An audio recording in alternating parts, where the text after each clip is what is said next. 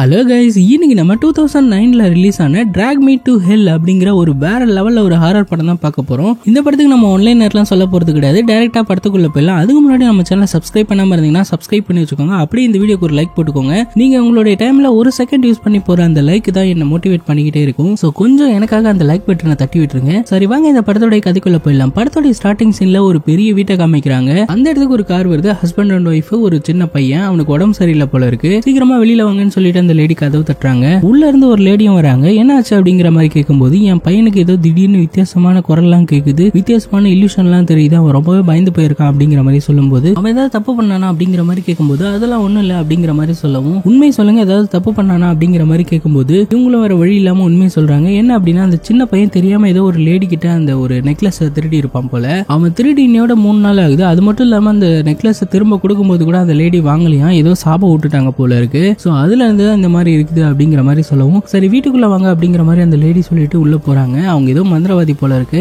உள்ள அவனை படுக்க போட்டு சில மந்திரங்கள்லாம் உச்சரிச்சுக்கிட்டு இருக்காங்க. இந்த சமயத்துல பார்க்கும்போது அவனுக்கு மட்டும் அந்த ரூஃப் மேல ஏதோ நிறைய சாத்தான்கள்லாம் வர்ற மாதிரி தெரியுது. நிறைய சாத்தானோட கையெல்லாம் தெரியுது. அதெல்லாம் பார்த்து பயந்து போய் நடுங்கி போய் கிடக்குறான். இந்த லேடி மந்திரவாதி நிறைய மந்திரங்கள்லாம் உச்சரிச்சுக்கிட்டு இருக்காங்க. அதெல்லாம் வேலைக்கே ஆகல. திடீர்னு ஏதோ ஒண்ணு அவங்க 3 பேருமே அடிச்சு தூக்கி பறக்க விட்டுருது. இப்ப அந்த பையன் ஃபர்ஸ்ட் ஃப்ளோர்ல இருப்பான், அப்படியே தூக்கி வெளியில கீழே போட்டுருது. ஐயோ என்னாச்சு அப்படின்னு சொல்லி எட்டி பார்க்கும்போது பார்த்தா அவன் அசைவே இல்லாம இருக்கான். உடனே இந்த அப்பாவும் அம்மாவும் கிட்ட போயிட்டு தூக்கலாம் அப்படின்னு சொல்லி பார்க்கும்போது, இப்ப அந்த லேடி மந்திரவாதி மட்டும் பாக்குறாங்க. பார்த்தா அவன் இன்னும் சாகல, உயிரோட தான் இருக்கான். அப்படியே எழுந்திருக்கிறான். பார்த்தா அவங்க திடீர்னு கத்த ஆரம்பிக்கிறாங்க, கீழே பாரு அப்படிங்கிற மாதிரி. பார்த்தா அந்த ஃப்ளோர் எல்லாம் உடச்சுக்கிட்டு சாத்தான் வந்து அவனை உள்ள இழுத்துட்டு போயிடுது. அப்படியே சீனை கட் பண்ணி இந்த படத்தோட டைட்டில போட்டு ஆரம்பிக்கிறாங்க. இப்ப நம்ம படத்தோட ஹீரோயினை காமிக்கிறாங்க. ஹீரோயினுக்குன்னு யாருமே இல்ல, அவ தனியா தான் இருக்கா. அவ ஒரு பேங்க்ல லோன் செக்ஷன்ல ஒர்க் பண்ணிக்கிட்டு இருக்கா. அது மட்டும் இல்லாம அவளுக்கு ப்ரமோஷன் கிடைக்க வேண்டியதா இருந்தது. அந்த பேங்கோட அசிஸ்டன்ட் மேனேஜரா அது கைவிட்டு போயிருச்சு. அது விஷயமா மேனேஜர் கிட்ட பேசிக்கிட்டு இருக்கா. எனக்கு கிடைக்க வேண்டிய போஸ்ட் வேற யாருக்கோ போட்டுட்டீங்க அப்படிங்கிற மாதிரி பேசிக்கிட்டு இருக்கா. அந்த மேனேஜரும் இவளை சமாதானப்படுத்திக்கிட்டு இருக்கான். அப்படியே அந்த நாளும் போயிடுது. ஹீரோயின் அவளுடைய பாய் ஃப்ரெண்டை பார்த்து பேசிக்கிட்டு இருக்கா. இவன் தான் இந்த படத்தோட ஹீரோயினே சொல்லலாம். அப்படியே ஹீரோ கூட டைம் ஸ்பெண்ட் பண்ணிட்டு அந்த நாள் அப்படியே போயிடுது. இப்ப அடுத்த நாள் காமிக்கிறாங்க. பேங்க்ல உட்காந்து ஏதோ யோசிச்சுக்கிட்டு இருக்கா.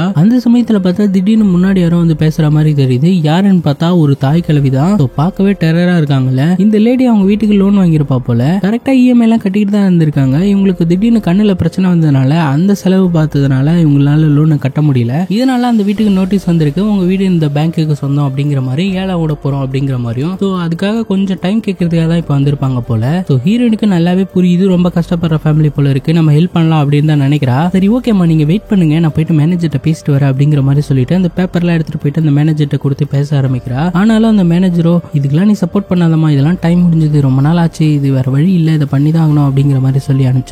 ஹீரோயினும் அந்த லேடி கிட்ட வந்து, அம்மா நான் எவ்வளவோ பேசிட்டேன், மேனேஜர் ஒத்துக்கிற மாதிரி தெரியல, உங்க வீடு ஏலத்துக்கு போய் தான் ஆகுமா அப்படிங்கிற மாதிரி சொல்லவும், இந்த லேடியோ பயங்கரமா கெஞ்ச ஆரம்பிக்கிறா ஹீரோயின் கிட்ட, எப்படியாவது கொஞ்சம் டைம் வாங்கி கொடுங்க, கொஞ்சம் டைம் வாங்கி கொடுங்கன்னு. ஹீரோயினுக்கும் புரியுது, இருந்தாலும் மேனேஜர் தான் ஒத்து வரல இல்லையா. சோ இவ்வளவு வேற வழி இல்லாம என்னால எதுவுமே பண்ண முடியாதுமா, மன்னிச்சுக்கோங்க. ஹீரோயினும் உங்க கஷ்டம் எனக்கு புரியுதுமா, மன்னிச்சுக்கோங்க, என்னால எதுவுமே பண்ண முடியாது அப்படிங்கிற மாதிரி கையை வெறிச்சாரா. இந்த சமயத்துல அந்த லேடி, நான் யாரு காலையும் விழுந்தது இல்ல, உன் காலில் முதல் முறையா விழுறேன், தயவு செஞ்சு எனக்கு கொஞ்சம் டைம் வாங்கி கொடுங்க அப்படிங்கிற மாதிரி திடீர்னு ஹீரோயினுடைய காலை பிடிச்சிடறா. டக்குன்னு ஹீரோயின் அம்மா அம்மா அப்படின்னு சொல்லிட்டு அப்படியே பின்னாடி வரும்போது அந்த தாய் கிழவி கீழே விழுந்துடுறாங்க. இதனால அங்க இருக்கிற எல்லாருமே ஒரு மாதிரியா பாக்குறாங்க. இது அந்த லேடிக்கு ரொம்பவே அவமானமா போயிருச்சு. நான் உன் காலில் விழுறேன், நீ என்ன கீழே தள்ளி அசிங்கப்படுத்திட்டல அப்படிங்கிற மாதிரி கொஞ்சம் கோவப்படும் போது கரெக்டா அந்த இடத்துக்கு செக்யூரிட்டி வந்துடுறாங்க. அந்த லேடியை பிடிச்சிக்கிறாங்க. ஸோ ஹீரோயினும் அவ தப்பு பண்ணிட்டா அப்படிங்கிறது தெரியுது. சரி மன்னிப்பேங்களான்னு சொல்லி கூடும்போது பார்த்தா அந்த லேடி உங்களை அட்டாக் பண்ற மாதிரி வராங்க. இதனால செக்யூரிட்டியை பிடிச்சி இழுத்துட்டு போயிடுறாங்க. ஹீரோயினுக்கு அந்த நாள் ஃபுல்லாவே ஒரு மன உளைச்சலாவே இருக்கு. ஸோ ஹீரோயின் அன்னைக்கு வேலையெல்லாம் முடிச்சுட்டு சில திங்ஸ் எல்லாம் எடுத்துட்டு வீட்டுக்கு போலான்னு சொல்லி அப்படியே போயிட்டு இருக்கும்போது அந்த கார் பார்க்கிங்ல ஏதோ வித்தியாசமா அமானுஷமா நடக்கிற மாதிரி ஒரு விஷயங்கள்லாம் நடக்கும். இவ பேங்க்ல இருக்கும்போது ஒரு தாய் கிழவி வந்தாங்க இல்லையா, அந்த லேடியோட கர்ச்சீஃப் அங்க கிடக்கிற மாதிரி தெரியுது. அது திடீர்னு பறந்து வந்து இவங்களை பயமுறுத்துற மாதிரியும் தெரியுது. சோ உடனே காருக்குள்ள உட்காந்து லாக் பண்ணிக்கிறா. அப்படியே திரும்பி பார்த்தா இவளுடைய கார்ல பின்னாடி தான் அந்த தாய் கிழவி இருக்கா.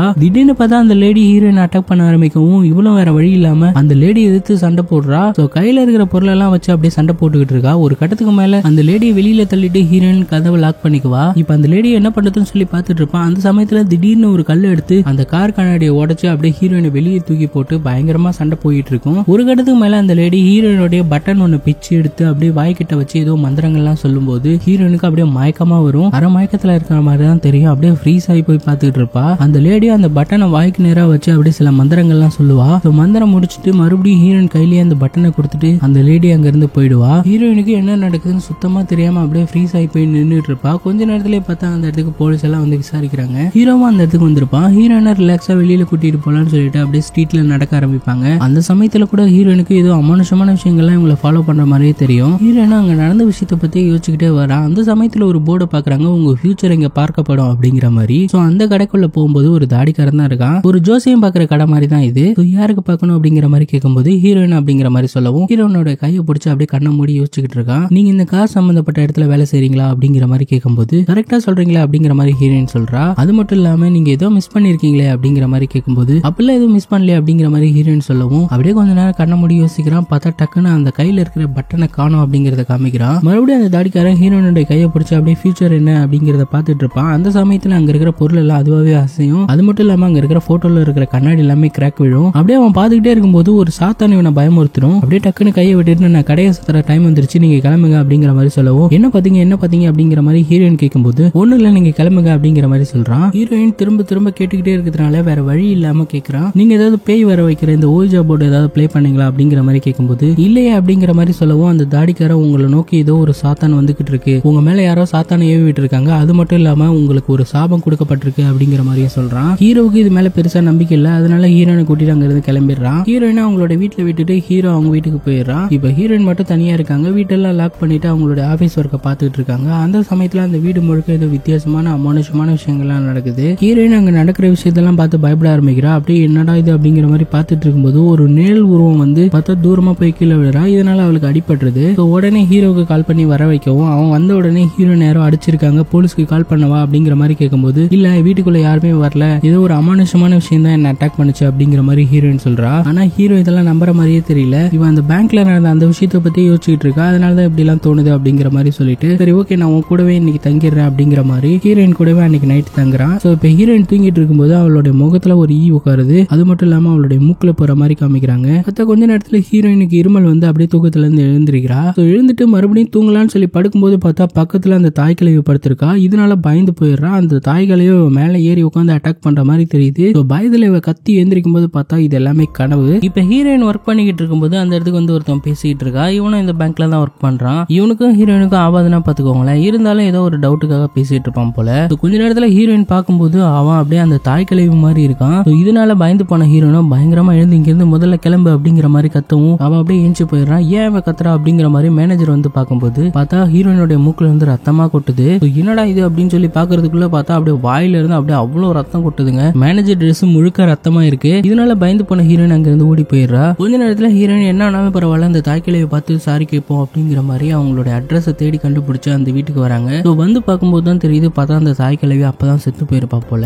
வீட்டுல வச்சு அஞ்சலி செலுத்திக்கிட்டு இருக்காங்க. போய் பார்க்கும்போது ஒரு மாதிரி டெரரா இருக்காங்க. இப்ப ஹீரோனுக்கு என்ன பண்றதுன்னு சுத்தமா தெரியல. அதனால அந்த ஃபியூச்சரை பாக்குறதா ஒரு தாடிக்காரன் வருவான் இல்லையா, ஜோசிக்கார மாதிரி, அவனை பார்க்கலாம்னு சொல்லிட்டு அவங்ககிட்ட போறாங்க. அந்த தாடிக்காரனும் நிறைய ரிசர்ச் எல்லாம் பண்ணிட்டு ஒரு விஷயம் சொல்றான். என்ன அப்படின்னா ஒரு கொடூரமான சாத்தான தான் அவன் மேல ஏவி விட்டுருக்காங்க. அது மட்டும் இல்லாம சில சாபெல்லாம் விட்டுருக்காங்க அப்படிங்கிற மாதிரியும் சொல்றான். இது எப்படி உங்களை அட்டாக் பண்ணனா 3 நாள் உங்களை வச்சு செய்யும். எப்படின்னா ரொம்ப ரொம்ப டார்ச்சர் பண்ணி 3வது நாள் அந்த சாத்தான உங்களை நரகத்துக்கே கூட்டிட்டு போயிடும் அப்படிங்கிற மாதிரி சொல்றான். சரி இதுல இருந்து தப்பிக்கிறதுக்கு ஒரு வழியே இல்லையா அப்படிங்கிற மாதிரி ஹீரோயின் கேட்கும்போது இருக்கு, நிறைய வழி இருக்கு, அதுல ஒரு விஷயத்த நான் பார்த்து சொல்றேன் அப்படிங்கிற மாதிரி சொல்லிட்டு உங்களுக்கு பிடிச்ச ஏதாவது ஒரு மிருகத்தை பலி கொடுக்கறது மூலமா அந்த சாபத்துல இருந்து நீங்க வெளியில வந்துடலாம் அப்படிங்கிற மாதிரி சொல்றான். ஆனா ஹீரோனுக்கு பெருசா இதுல உடன்பாடே கிடையாது. அன்னைக்கு அப்படியே வீட்டுக்கு போயிட்டு வீட்டுல ஒர்க் பண்ணிக்கிட்டு இருக்கும்போது பார்த்தா நிறைய அமானுஷமான விஷயங்கள்லாம் தெரியுது இவளுக்கு. அப்படியே ஜன்னல் கிட்ட போயிட்டு என்ன இது அப்படின்னு சொல்லி பார்க்கும்போது பார்த்தா ஒரு கொடூரமான உருவம் வந்து இவளை பயமுறுத்துது. அது மட்டும் இல்லாம அவளை போட்டு தூக்கி பந்தாடிக்கிட்டு இருக்கு, அப்படியே தலைகீழா தொங்கிட்டு இருக்கா. இதனால ஹீரோயின் வேற வழியே இல்ல, நம்ம பலி கொடுத்துதான் ஆகணும் அப்படிங்கறதுனால அவங்க வீட்டுல ஒரு பூனைக்குட்டி இருக்கும். அது ரொம்ப தயக்கத்தோட அப்படியே ஒரு கத்தியை வச்சு பயங்கரமா குத்தி கொன்னுறா. அப்படியே மேல எல்லாம் ரத்தம் தெரிக்குது. இப்ப அங்க சாகடிச்சா இல்லையா அந்த பூனைய பக்கத்துல குழி தோண்டி அப்படியே புதைச்சுக்கிட்டு இருக்கான். அந்த இடத்துக்கு கரெக்டா ஹீரோ வந்துடுறான். என்ன பண்ணிக்கிட்டு இருக்க அப்படிங்கிற மாதிரி கேட்கும்போது எதுவுமே பேசாம அப்படியே அமைதியா இருக்கிறா. ஓகே எங்க அப்பா அம்மா உன்னை பாக்கணும்னு சொன்னாங்க, நல்லா ட்ரெஸ் பண்ணிட்டு வந்துரு அப்படிங்கிற மாதிரி சொல்லிட்டு ஒரு பார்ட்டிக்கு கூப்பிடுறான். ஹீரோயினும் ஒரு நல்ல ட்ரெஸ்ஸை போட்டுட்டு அந்த பார்ட்டிக்கு போறாங்க. அது மட்டும் இல்லாம ஹீரோயின் ஒரு கேக் செஞ்சு எடுத்துட்டு போவாங்க பிரசன்ட் பண்றதுக்காக. இப்ப எல்லாருமே டைனிங் டேபிள்ல உட்காந்து அந்த கேக்கை சாப்பிட்டுட்டு இருக்காங்க. அந்த சமயத்துல பார்த்தா ஹீரோயின் கிட்ட இருக்கிற அந்த கேக்ல ஒரு கண்ணு உருவம் தெரியும். இதை பாக்குற ஹீரோயின் அங்க இருக்கிற ஃபோர்க் எடுத்து அந்த கண்ணிலே குத்துறா. மத்த யாருக்குமே எதுவுமே தெரியல, இவளுக்கு மட்டும் தான் அந்த மாதிரி இல்யூஷன் தெரியுது. என்னாச்சு அப்படிங்கிற மாதிரி கேட்கும்போது எதுவும் இல்ல அப்படிங்கிற மாதிரி சொல்றாங்க.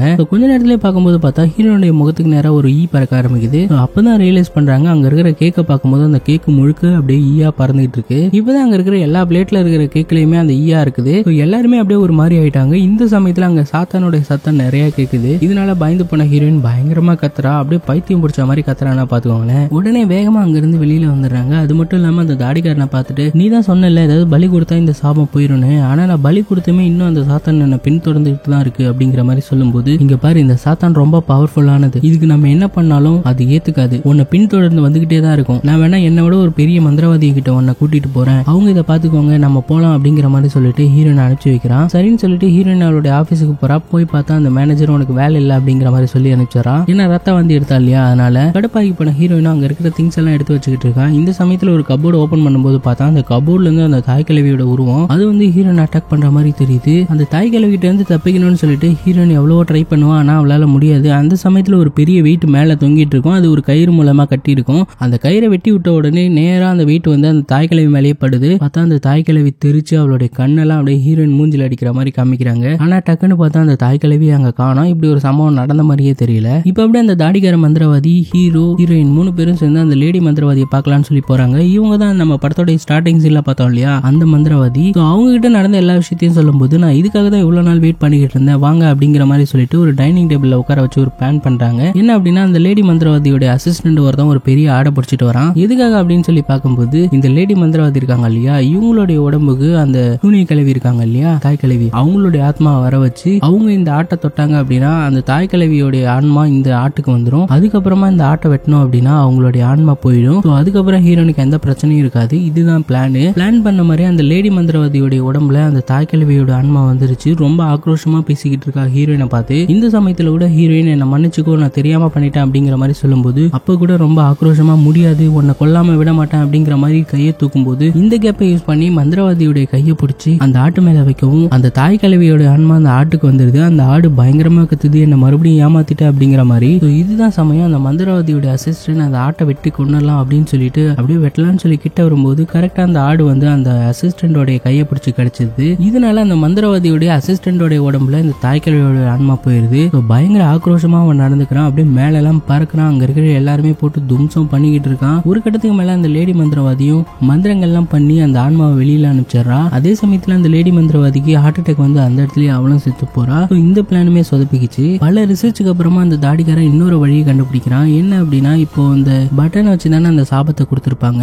அந்த பட்டனை வேற யாருக்காவது பிரசன்ட் பண்ணிட்ட அப்படின்னா அந்த சாத்தான் ஒன்ன விட்டுட்டு நீ யாருக்கு பிரசன்ட் பண்ணி அவங்கள கொன்னுடும், ஒன்ன விட்டுடும் அப்படிங்கிற மாதிரி சொல்றான். இப்ப அந்த மந்திரவாதி கிட்ட பேசி முடிச்சுட்டு இப்ப வீட்டுக்கு போலான்னு சொல்லி போவாங்க. ஹீரோ கூட தான் போறாங்க. எல்லாம் ஓகேவா, ஏதாவது ஐடியா கிடைச்சதா அப்படிங்கிற மாதிரி கேட்கும்போது அந்த லெட்டர் பத்திரமா பிடிச்சிட்டு ஓகே தான் அப்படிங்கிற மாதிரி சொல்றா. அப்படியே ஹீரோனோட வீடு வந்துருது. ஹீரோ சடன் பிரேக் போடும்போது அந்த லெட்டர் தவறி கீழே விழுந்துருது. அப்படியே ஹீரோனும் ரொம்ப பதட்டமா அந்த பட்டனை தேடிக்கிட்டு இருக்கா. ஒரு வழி அந்த கவரும் கிடைச்சிடுது. சரி ஓகே நீ போயிட்டு வா அப்படிங்கிற மாதிரி சொல்லிட்டு ஹீரோன் இறங்கிக்கிறா. இப்ப அப்படியே அந்த பட்டனை யாருக்கிட்ட பிரசன்ட் பண்ணி ஆகணுமே அப்படிங்கிற மாதிரி அந்த கவரை வச்சுக்கிட்டு யார்கிட்ட கொடுக்கலாம்னு சொல்லிட்டு ஒரு ரெஸ்டாரண்ட்ல உட்காந்து பாத்துட்டு இருக்கா. அங்க இருக்கிற எல்லாருமே ஃபேமிலியா சந்தோஷமா இருக்கிறாங்க. அந்த சமயத்துல ஒரு வயசான ஆள் ஏதோ மெடிக்கல் எமர்ஜென்சி மாதிரி இருக்கு, எப்படியும் கொஞ்சம் நாள்ல சாக போறாரு, அவர்கிட்ட கொடுக்கலாமேன்னு சொல்லிட்டு கிட்ட போகும்போது பார்த்தா அவருடைய ஒய்ஃப் ரொம்ப பாசமா இருக்காங்க. இதை பார்த்த உடனே ஹீரோனுக்கு கொடுக்க மனசு வரல. அந்த சமயத்துலதான் பேங்க்ல இவளுக்கும் இன்னொருத்தனுக்கு ஆகாது இல்லையா, அவனை கால் பண்ணி அவன்கிட்ட கொடுத்துடலாம் அப்படிங்கிற மாதிரி சொல்லிட்டு அவனையும் வர வைக்கிறா. அவன் வந்து பேசும்போது தான் தெரியுது அவன் ரொம்ப நல்லவன் அப்படிங்கிறதும் அவன் ரொம்ப இன்னசென்டானவன் அப்படிங்கிறது தெரிய வருது. அவங்ககிட்டயும் கொடுக்கறதுக்கு மனசு வரல இவளுக்கு. இப்பதான் நியூஸ் பேப்பர்ல ஒரு விஷயத்த பாக்குறா. அந்த தாய் கிழவி இறந்து போயிட்டான் அப்படிங்கிற நியூஸ் பேப்பர். இதை பார்த்த உடனே ஹீரோனுக்கு ஒரு ஐடியா தோணுது. நேரா போயிட்டு அந்த தாடிக்கார மந்திரவாதியை பார்க்க போறா.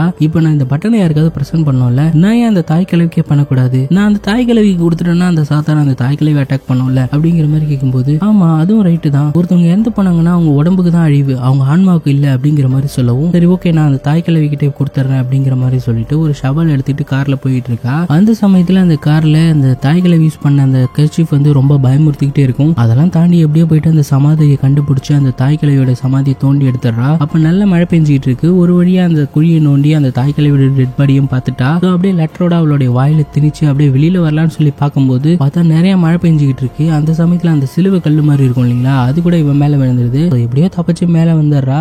ஒரு வழியா எல்லா பிரச்சனையும் முடிஞ்சிருச்சு அப்படின்னு சொல்லிட்டு அப்படியே அடுத்த நாள் இப்ப ஹீரோ ஏதோ ஒரு டூருக்கு கூப்பிட்டுருப்பான் போல, ரயில்வே ஸ்டேஷனுக்கு போறாங்க. போயிட்டு உங்ககிட்ட ஒன்னு கொடுக்கணும் அப்படின்னு சொல்லிட்டு இது உன்னோடது தானேன்னு சொல்லிட்டு ஹீரோ ஒரு பட்டனை எடுத்து கொடுக்குறான். இது எப்பறம் இவங்கிட்ட வந்துச்சு, நாம தான் அந்த தாய்க்கிழவியோட வாயிலே திணிச்சிட்டு வந்தோமே அப்படின்னு சொல்லி பார்க்கும்போது தான் தெரியுது அந்த கார்ல இந்த லெட்டர் விழுந்துச்சு இல்லையா, அந்த பட்டன் மட்டும் தனியா விழுந்திருக்கும் போல.